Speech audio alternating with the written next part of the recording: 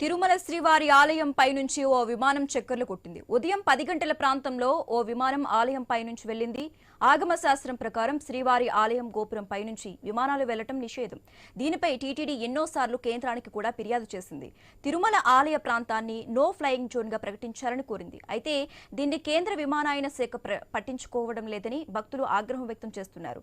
ఆలయ నిబంధనల ప్రకారం విమానాల రాకపోకలు సాగకూడదని చెబుతున్నప్పటికీ విమానాల రాకపోకలు ఆగటం లేదని శ్రీవారి భక్తులు అభ్యంతరం వ్యక్తం చేస్తున్నారు.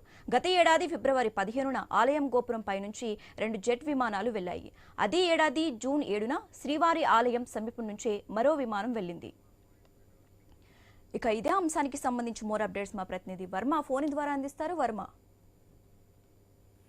సునీత, తిరుమల క్షేత్రాన్ని నో ఫ్లయింగ్ జోన్ గా ప్రకటించాలని టీటీడీ ఎప్పటి నుంచో కేంద్రాన్ని కోరుతున్నప్పటికీ కూడా ఫలితం కనిపించడం లేదు. పలుసార్లు ఏదైతే స్వామివారి ఆనంద నిలయం పై భాగం నుంచి కూడా గగనతలంలో విమానాలు వెళ్తూ ఉండడం భక్తులకు ఇబ్బందికరంగా మారిందని చెప్పొచ్చు. వైఖానస ఆగమ ప్రకారమే టీటీడీలో అన్ని పూజలు కానీ సేవలు జరుగుతూ ఉంటాయి. దీని ప్రకారం స్వామివారి ఆలయానికి పై భాగంలో ఏ వస్తువు కూడా వెళ్లేదానికి వీల్లేదు.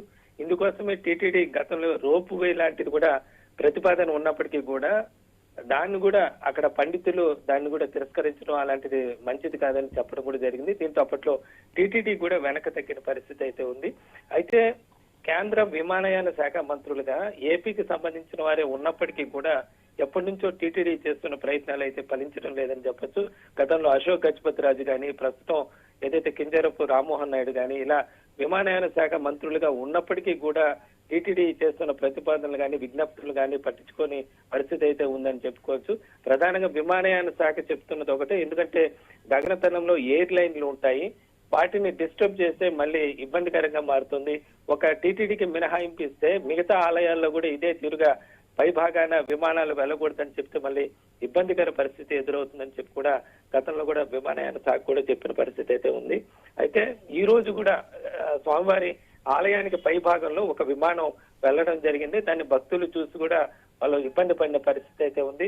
గతంలో టీటీడీ ప్రభుత్వానికి, ఏపీ ప్రభుత్వానికి కూడా చెప్పడం జరిగింది. ఏపీ ప్రభుత్వం కూడా పలుసార్లు కేంద్రానికి ఈ విషయాన్ని దృష్టికి తీసుకువెళ్ళినా కూడా దీంట్లో ఎలాంటి పురోగతి కనిపించడం లేదని చెప్పవచ్చు. ప్రస్తుతం ఇప్పటికైనా దీనిపైన కేంద్రం ఏదైనా ఇది భక్తుల మనోభావాలు దృష్టిలో పెట్టుకొని ఏదైనా చర్యలు తీసుకుంటే బాగుంటుందని టీటీడీ కూడా కోరుతున్న పరిస్థితి అయితే ఉంది. Sunitha, okay, right, thank you Varma. మాజీ మంత్రులు కేటీఆర్